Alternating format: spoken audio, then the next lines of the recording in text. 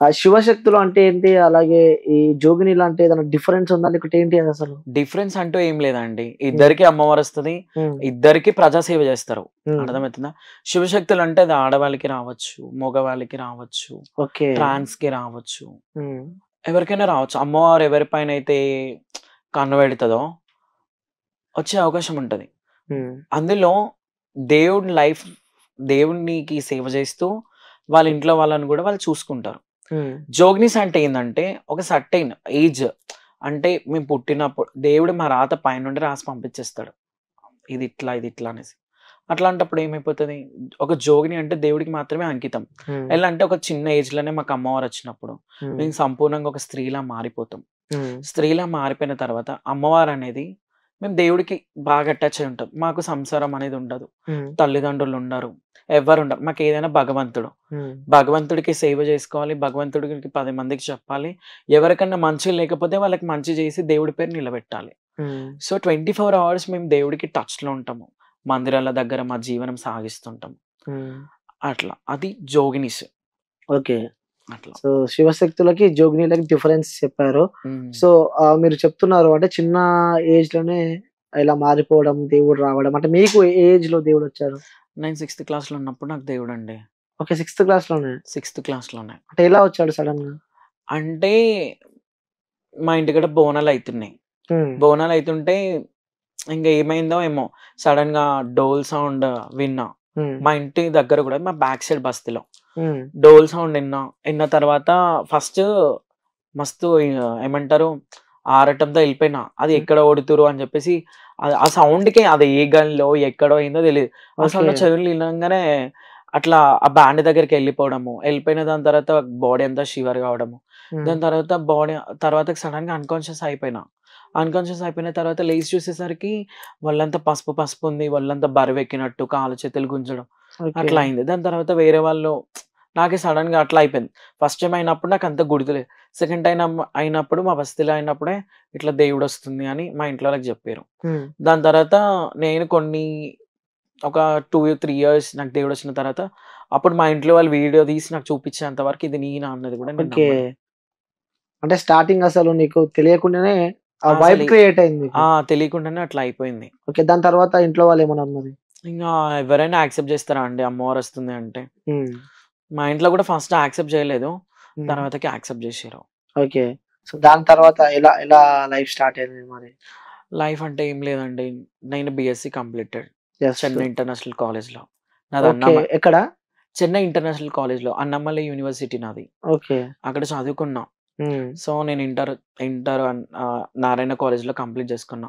So, హ్మ్. నేను కూడా ఎడ్యుకేటెడే. యెస్. అవును. చదువుకున్నా.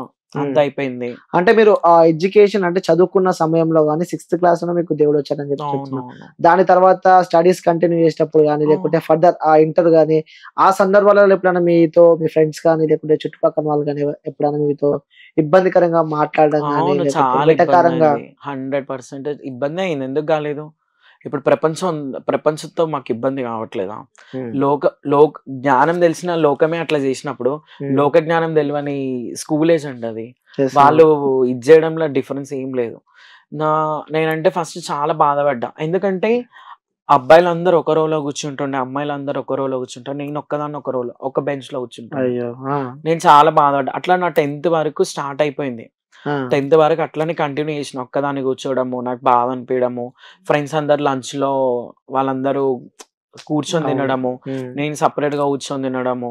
అట్లా ఇంకా అయిపోయింది. ఇంటర్‌లో కూడా సేమ్ థింగ్ అలానే అయింది. నేను ఎప్పుడైతే నా బీఎస్సీ కంప్లీట్ చదువుకోవడం కోసం నేను చెన్నైకెళ్ళినో, హ్మ్. అక్కడ నేను హాస్టల్‌లో జాయిన్ అయినా. హ్మ్. హాస్టల్‌లో జాయిన్ అయినప్పుడు కూడా నేను చాలా ప్రాబ్లమ్ ఫేస్ చేసిన. ఎందుకంటే నేను ఒక 3 ఇయర్స్ నేను ఒక్కటే రూమ్‌లో ఉన్నా అండి. నా హ్మ్. రూమ్‌లో ఎవ్వరు లేకుంటుండే. ఓకే. ఎందుకంటే నేను ట్రాన్స్ అంటే లైక్ నా బిహేవియర్ అమ్మాయిలా ఉంది. నా హ్మ్. నడక అమ్మాయిలా ఉందని చెప్పేసి నేను 3 ఇయర్స్ ఒక్కదాన్నే. అసలు మా కాలేజ్‌కి, మా హాస్టల్‌కి ఒక 20 కిలోమీటర్స్. 20 కిలోమీటర్సా? 20 కిలోమీటర్స్ జర్నీ ఉంటది. కాలేజ్ బస్ ఉంటది. ఆ బస్‌లో గూడా నేను నించొనే పోతుండే. నాకు సీట్ ఇచ్చేవాళ్ళు గాదు. అయ్యో! ఒకవేళ ఇన్ ఆ! కేస్ నేను ముందెళ్లి కూర్చుంటే, ఆ సీట్ పక్కన ఎవరు నించుంటున్నారు కూర్చునేవాళ్ళు గాదు. అంత ఘోరమైన పరిస్థితి. ఇంకొకటేందంటే, నేను టిఫిన్ తినాలన్నా, స్నాక్స్ తినాలన్నా, లంచ్ చేయాలన్నా, డిన్నర్ చేయాలన్నా, వెళ్తే అందరికన్నా ముందనెళ్ళాలి, ఎళ్తే అందరికన్నా లాస్టనెళ్ళాలి. అయ్యో! అదేంటి మరి? అదేంది అంటే, నేను మధ్యలో నించుంటే, నన్ను పక్కకు జరపడము, ఉమ్, నాకు డిస్టెన్స్ మెయింటైన్ చేయడము అట్లా చేసి నాకు అట్లా నచ్చకపోతుండే. అవును. ఇప్పుడు ట్రాన్స్ అంటే ప్రతి ఒక్కరికి ట్రాన్స్జెండర్ అంటే విలువేయాలని ఇప్పుడు అప్డేషన్ వచ్చింది. ఉమ్, ఒకప్పుడు అప్డేషన్ లేదండి. ఉమ్, ఒక గొజ్జ, ఒక ట్రాన్స్ లాగా ఒక అబ్బాయి ట్రాన్స్ లో బిహేవ్ అవునులే. చేస్తున్నా అంటే వాడిని వింతగా చూసేవాళ్ళు, ఉమ్, దగ్గరికి కూడా వచ్చేవాళ్ళు కాదు, టీజింగ్ చేసేవాళ్ళు. ఉమ్, అట్లా నన్ను చాలా టీజింగ్ చేస్తున్నా. నేను అట్లా ఫస్ట్ వెళ్ళలేకపోతుండే, ఎందుకంటే నేను లేసేసరికి లేట్ అవుతుండేనో, కాలేజ్ నుండి వచ్చేసరికి లేట్ అవుతుండే, అట్లా లేట్ అవుతుండే. ఫస్ట్ వెళ్ళడం మ్యాథ్స్ కష్టం అవుతుండే. నేను లాస్ట్ వెళ్ళేసరికి అసలు నాకు ఫుడ్ దొరకకపోతుండే. అయ్యో. దొరకనప్పుడు ఉమ్, నేను వాటర్ తాగి వండుకుంటుండే. ఇప్పుడు ఇట్లా చేస్తారు కాలేజ్ వాళ్ళని, నేను కాలేజ్లో కంప్లైంట్ ఇస్తే ఏం చేస్తాడు ప్రిన్సిపల్, ఒకసారి రెండు సార్లు చెప్తాడు. ఉమ్, వాళ్ళు ఎంత యాక్షన్ తీసుకుంటారా, లేదు. ఇంట్లో వాళ్ళకి చెప్తే ఏం చేస్తారు, నీ బిహేవియర్ అట్లుంది అందుకే వాళ్ళు అట్లా వాళ్ళేం చేస్తారు, చేస్తారు? మార్చుకో అని అంటారు. అవును.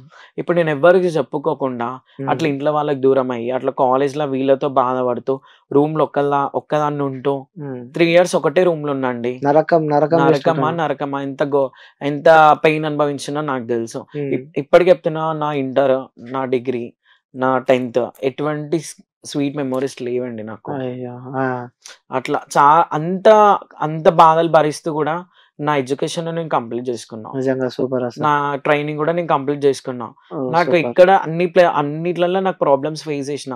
నాకు చదువుకోవాలని పట్టుదల ఉండే. మా అమ్మకి నేను అందరూ ఎంతమంది అయితే నేను ఇట్లా అంటున్నారో వాళ్ళ పైన ముక్కు మీద ఏలేసుకునేటట్టు బ్రతకాలి అని చెప్పి మా సూపర్. అమ్మ చెప్పిన దాంట్లో నేను పోయినా కాబట్టి మా అమ్మ ఫస్ట్ సపోర్ట్ అండి నాకు.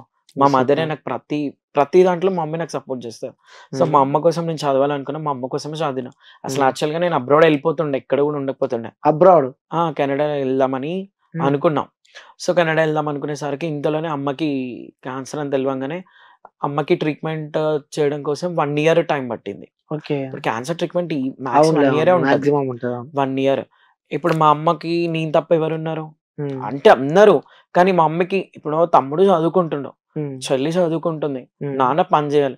మేము పని చేసుకుంటేనే మాకు రూపాయి. అవును. ఇప్పుడు ఖాళీగా ఉన్నది నేను ఒక్కదాన్నే. ఇప్పుడు నా వల్ల తమ్ముడు, చెల్లి ఎడ్యుకేషన్ డిస్టర్బ్ అవును. కావద్దు.